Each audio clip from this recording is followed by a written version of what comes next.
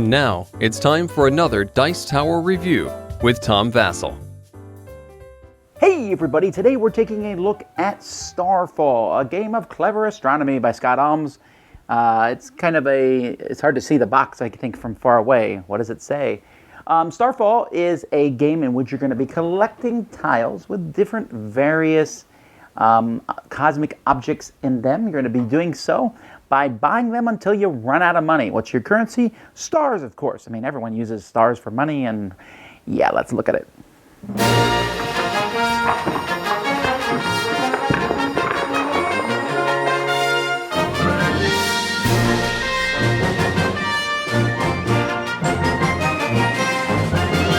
Now in this game, players are trying to get points, and points are going to be gotten through different tiles. You're going to be collecting different tiles over the course of the game, and the different objects on the tiles are going to be giving you amounts of points. And each player has a little scoreboard that tells you how many points they give you. At the end of the game, whoever has the most stars gets 10 points, least gets -5. Planets are 5 points, moons are 3 points as long as you can match a moon with each planet. One black hole is -5, 2 or more is 15 total. Comets, the more comets you have, the more they're each worth. They can be worth a lot of points. Clouds are worth 2 points each, and then the number of colors you have gives you bonus points. And then finally, each of the Stardust you have, you'll start the game with Stardust, you get 1 point for every 2 that you have. And you'll also have Stardust will show up on the different tiles themselves. So the way players play is on your turn, there's a stack of tiles here, and the stack of tiles will be biggest in a 4-player game. You'll take some out for other players. Each player is going to start with 32 Stardust in denominations of 5s and 1s. So on your turn, you have 3 options. One is to draw the top tile and put it in the highest numbered slot. So on your first turn, that's pretty much the only option that you have. So you take it and put it here. After that, players will have 3 options. So your option can be to add another one, and you add it to the highest one, so it would be 8. And maybe then someone else will add one, but you can never add more than 3. There can only ever be 3 at any given point. You can also lower the price of one of them. So I could take the 7 and move it to a 6. I could take the 9, 8's filled, so it would go all the way down to 7. If it was my turn, I could take 8 and move it all the way down here to 5. Or you can simply purchase one. The cost of it is what is there, 5. So I would take the tile and pay 5 Stardust and put it in front of me. You can even use tiles to pay for other ones. You have to discard them, of course, but this tile here is worth a star, so maybe I'm paying for something that costs 4. And I could pay 3 of these stars I have plus this tile, which seems usually is not a good idea because you want to keep what's on the tiles.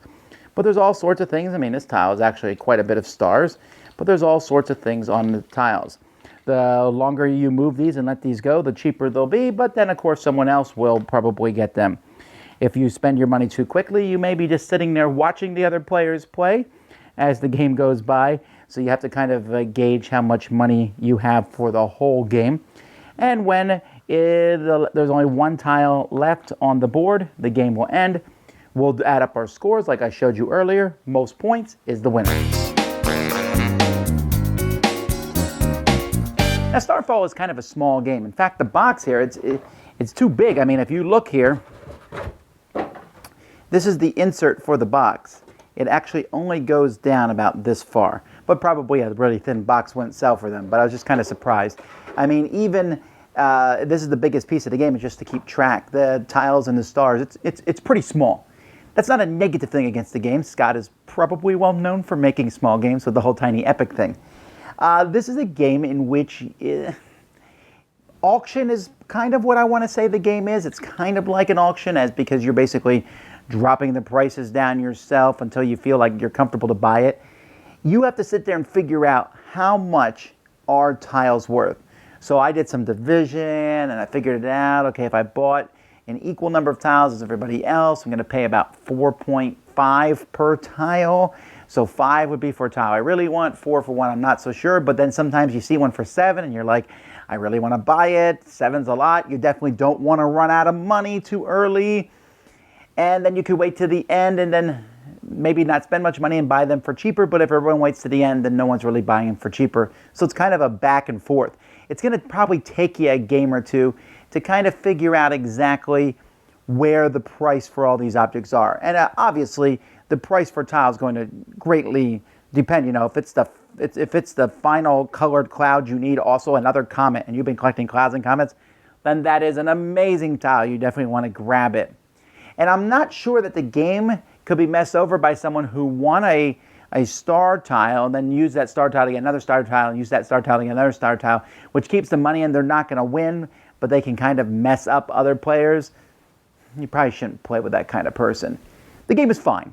It's interesting. This star theme is whatever. It's superfluous, right? It could have been anything, could have been colors, numbers, but it's fine. I like how it looks. I will say that the board, every time I bring this out, people ask me, why is this space connected to this space? And why is this one connected to this one? Can you move along those or what have you? And no, you can't.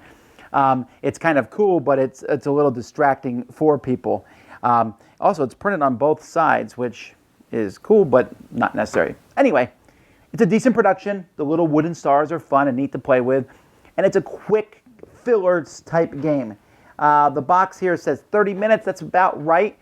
But even though I'm saying it's a quick filler game, it is not something to go into lightly. You really need to sit there and collect. I'm telling you, comets and clouds are the big point things, right? But you can't discount getting 10 for having the most stars.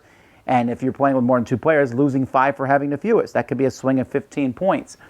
And black holes are interesting, right? One black hole, I don't want a black hole, they're -5. But if you get 2 or more, will all the black holes show up? When will they show up? I think there's 5 total black holes in the thing. So somebody's going to get in trouble if they take one of them.